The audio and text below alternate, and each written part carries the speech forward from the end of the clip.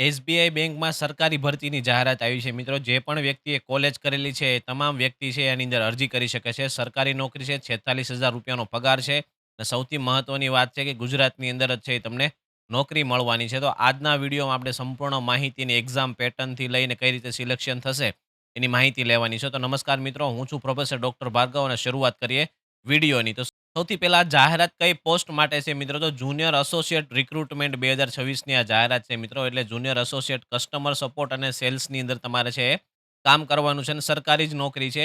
Cadre છે એ ક્લેરિકલની cadre રહેશે તમારી અને સાથે એડવર્ટાઇઝમેન્ટ નંબર પણ અહીંયા આપેલો છે. ટોટલ આખા ભારતની અંદર છે એ 7,680 જગ્યાઓ આ પડી છે ને એની અંદર 1,444 જગ્યાઓ છે એ બેકલોગમાં છે. હવે વાત આપણે સ્પેશિયલ ગુજરાતની કરીએ તો ગુજરાતની અંદર 635 જગ્યાઓ છે. એટલે કે 330 રેગ્યુલર જગ્યાઓ છે અને 305 જૂની બેકલોગ જગ્યા. બેકલોગ એવી કે આ વર્ષે જે જગ્યા ભરાણી ન હોય એ જગ્યા આ વર્ષે કેરી ફોરવર્ડ થઈ હોય એને બેકલોગ કહેવાય. એટલે ટોટલ 635 જગ્યાઓ છે. તારીખની વાત કરીએ મિત્રો તો 11 તારીખથી આ ફોર્મ ભરાવાનું ચાલુ થવાનું છે અને છેલ્લી તારીખ છે 31 ઓગસ્ટ 2024 છે.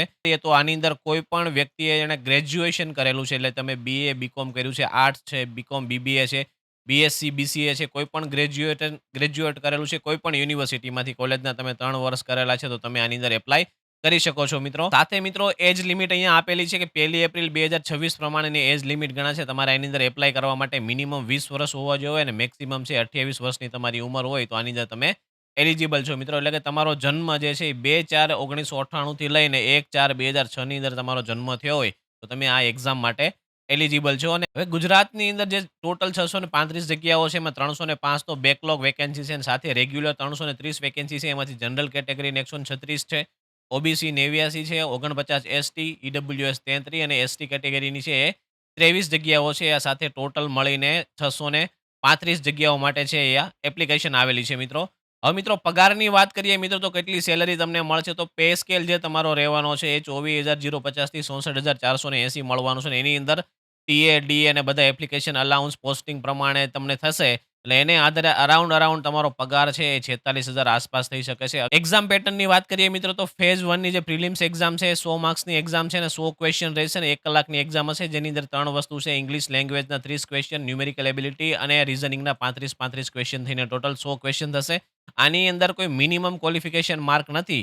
પણ જેટલી વેકેન્સીઓ અવેલેબલ હોય એ વેકેન્સીને આધારે અરાઉન્ડ જે છે 10 ગણા ઉમેદવારોનો છે એ આની પછીના ફેઝ 2ની એક્ઝામ માટે બોલાવવામાં આવે છે. અને સૌથી મોટી મહત્વની વાત છે કે નેગેટિવ માર્કિંગ સિસ્ટમ છે. એટલે કે તમારો જો જવાબ ખોટો પડે તો તમારા 0.5 છે એ સાચા જવાબમાંથી પણ કપાઈ શકે છે. એટલે ખાસ તમારે ધ્યાન રાખવાનું છે. અને 10 ગણા જે બોલાવશે પહેલા ફેઝમાંથી એની માટે લેવાશે મેઇન એક્ઝામ જે છે ફેઝ 2ની અંદર. ફેઝ 2ની અંદર જે એક્ઝામ લેવાની છે એમાં જનરલ અવેરનેસના 50 ક્વેશ્ચનના 50 માર્ક છે, જનરલ ઇંગ્લિશના 40 ક્વેશ્ચન, ક્વોન્ટિટેટિવ એપ્ટિટ્યૂડના 50 ક્વેશ્ચન, રીઝનિંગ એબિલિટી અને કોમ્પ્યુટર એપ્ટિટ્યૂડના છે 50 ક્વેશ્ચન. એટલે ટોટલ છે 190 માર્ક્સ અને એના 60 માર્ક છે અહીંયા રીઝનિંગના. એટલે ટોટલ 190 ક્વેશ્ચન પૂછાશે ને 200 માર્ક્સ છે. આની માટે તમને 2 કલાક ને 40 મિનિટ એટલે કે અરાઉન્ડ પોણા 3 કલાકનો છે એ સમય મળશે ને અહીંયા પણ દરેક નેગેટિવ આન્સર માટે 1/4 છે એ ડિડક્ટ થશે. અહીંયા ટોટલી જે પહેલા ફેઝ અને બીજા ફેઝની જે એક્ઝામ છે એમસીક્યુ બેઝ એક્ઝામ છે. એટલે કે અહીંયા તમારે લખવાનું નથી, ખાલી જે 1 થી 4 ઓપ્શન આપ્યો એમાંથી તમારે સિલેક્શન જ કરવાનું થશે મિત્રો. હવે સિલેક્શન પ્રોસેસની આપણે વાત કરીએ મિત્રો તો પ્રિલિમ્સના જે માર્ક્સ છે ફાઇનલ મેરિટની અંદર ઉમેરાતા નથી મિત્રો. મેઇન એક્ઝામ જે તમારી સેકન્ડ લેવા છે એના પ્લસ તમારી લોકલ લેંગ્વેજની જે ટેસ્ટ આવશે એને આધારે છે તમારું ફાઇનલ સિલેક્શન થશે. એટલે કે એ મેઇન એક્ઝામના છે એગ્રીગેટ માર્ક્સને આધારે ગણવામાં આવશે અને મેરિટ સ્ટેટ વાઇઝ અને કેટેગરી વાઇઝ બનશે. એટલે કે તમારું મેરિટ છે એ ગુજરાતનો કોઈ પણ વ્યક્તિ એપ્લાય કરે છે તો ગુજરાતનું મેરિટ છે એ અલગથી બનશે. દરેક અલગ-અલગ રાજ્યનું છે એ અલગ-અલગ મેરિટ અહીંયા બનવાનું છે મિત્રો.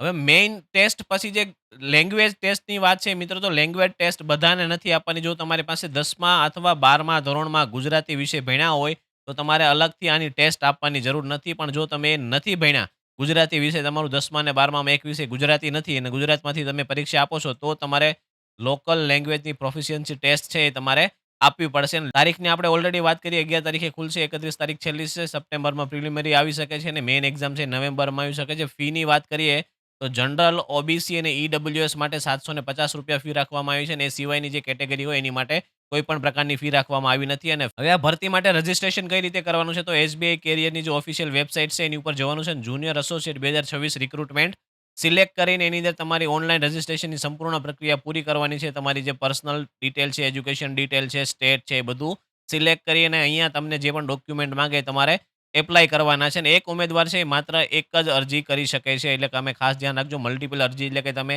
અલગ-અલગ રાજ્યમાંથી અરજી કરો છો. એક અરજી ગુજરાતમાંથી કરો છો, એક અરજી છે રાજસ્થાનમાંથી કરો છો તો નહીં ચાલે. તમારે કોઈ પણ એક જ સ્ટેટની અંદર છે એ અરજી આપવાની છે મિત્રો. અને ત્યારબાદની જે પણ અપડેટ હશે એ લોકો એસબીઆઈથી તમને ઈમેલ અને એસએમએસથી તમને મળ્યા કરશે મિત્રો. તો મિત્રો આ હતી માહિતી ટોટલી આપણે એસબીઆઈની ભરતીની અંગેની. આ અંગેની સંપૂર્ણ હજી પણ વધારે વિગતો જોતી હોય તો એનું નોટિફિકેશન છે તમે સંપૂર્ણપણે ફરી એકવાર વાંચીને એપ્લાય કરી શકો છો. કોઈ પણ વસ્તુની જરૂરિયાત પડે તો તમે કોમેન્ટની અંદર જરૂરથી જણાવી શકો છો. અને આવા જ વિડીયો માટે આપણી ચેનલ લાઈક, શેર અને સબસ્ક્રાઇબ કરી દેજો.